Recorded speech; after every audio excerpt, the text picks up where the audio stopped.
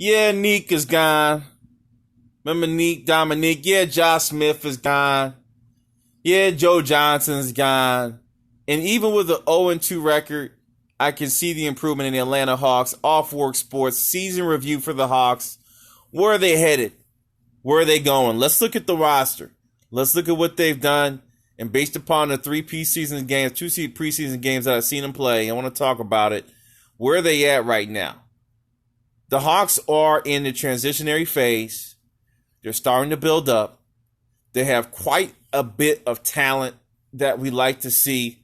They solidify their athleticism. I'm going to start off with the guy that I think have shown the most improvement to me based upon some summer play. John Collins is solidifying himself as one of the better power forwards in the league. He can also do some center. Really like what I see from him. Has gained a 3-point shot. He's going to have to be a starter on this team and a focal point.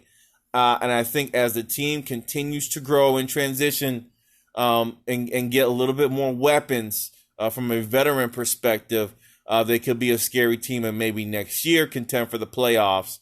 But John Collins is my first focal point.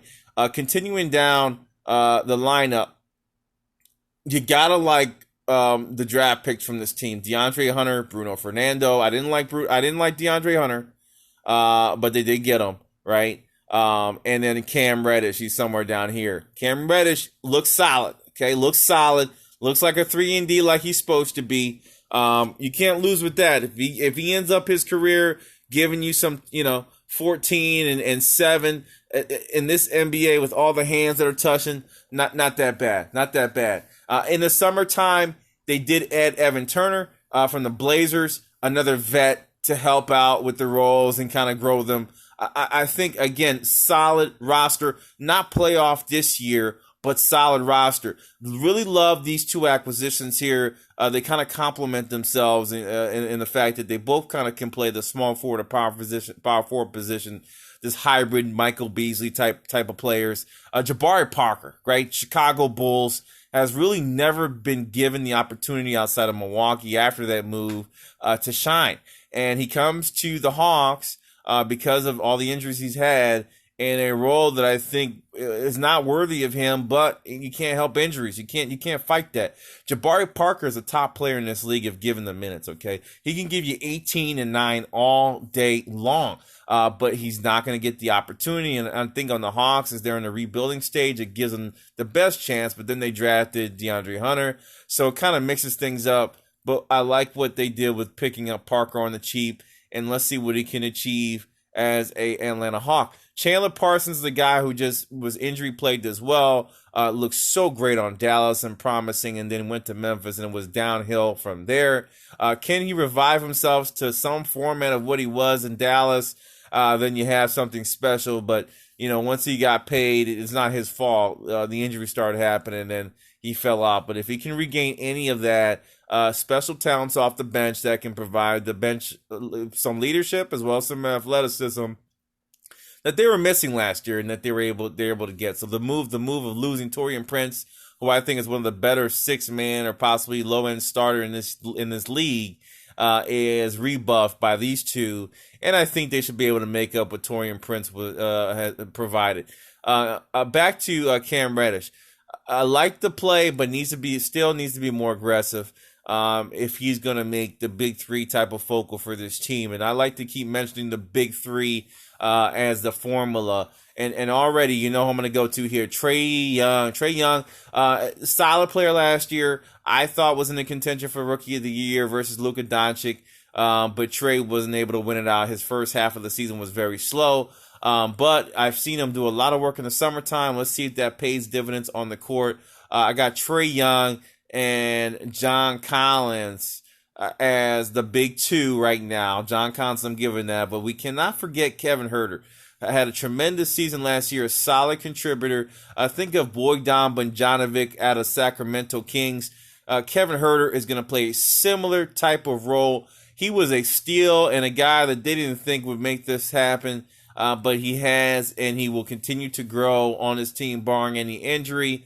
I like Kevin Huerter, a good starter for this team.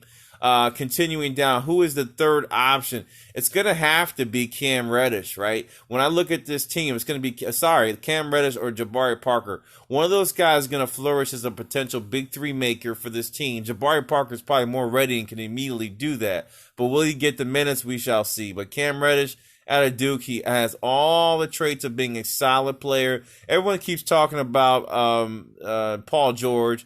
But I think it's a mix of Chris Middleton, maybe a Paul George a little bit.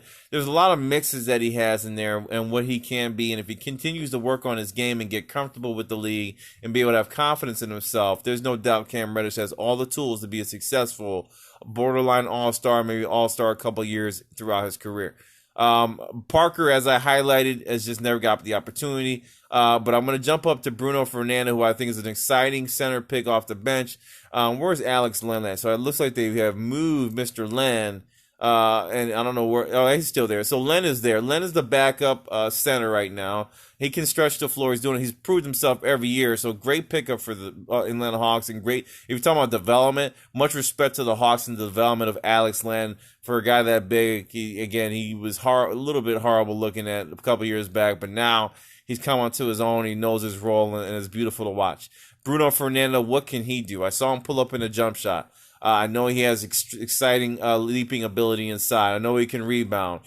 Could this be the center of their future as they continue to grow? He moves into a starting center role. Definitely. I know they have him down as 4, but in this league, he can play the center position, help out Alex Len. I really like what I see from Bruno Fernando as an opportunity. Look at the team.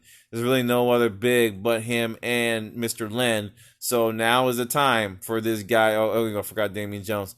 And for him to kind of move up in the ranks. So Damian Jones is also there from Golden State, an extreme leaper. Showing good progress. He's also showing a jump shot. So he is probably the starting center for now as they continue to grow. But Bruno Fernando, look for him to move into a role if there's any drop off on Damian Jones' improved game. That said, where are they at? They're not a playoff team. However, they are a team that's going to give you a lot of freaking trouble when it comes to basketball games on the East Coast. Do they have the chance to make the playoffs? Of course they do. But I would rather see them go back into the draft and pick up some more pieces. The 3-point shot shouldn't just be Trae Young. And I don't really see anyone else outside of Cam Reddish that can potentially knock it down consistently and be a force to reckon with. And probably the other issue with Jabari Parker.